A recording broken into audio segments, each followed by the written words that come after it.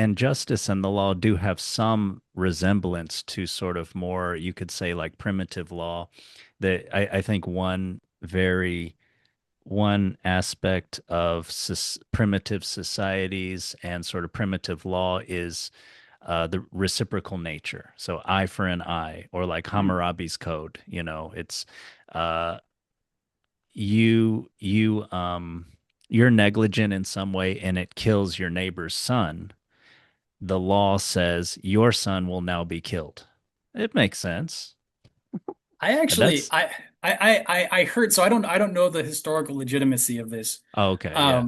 But I heard tell that what the and I don't want to push back on you, but it's such a No, fun no, story. no, It's such a fun please, way to yeah, look at it. I've yeah. heard tell that the Hammurabi's code would be better translated as no more than an eye for an eye.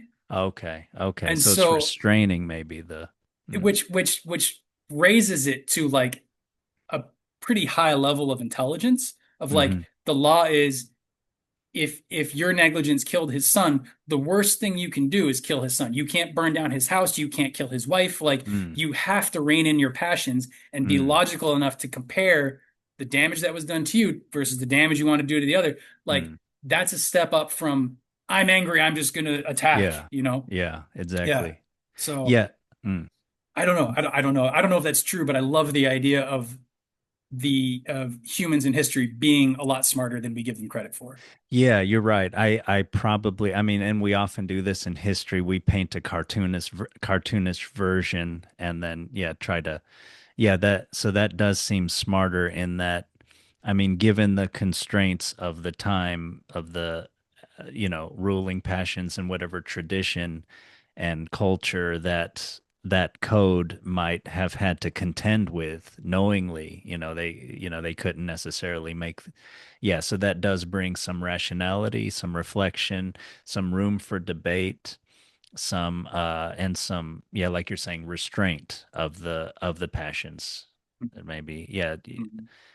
and that I, that is what in general law and leadership should be doing. It should be kind of restraining, bringing the temperature down, bringing some rationality into people's natural tendency to go with their passions and self-interest.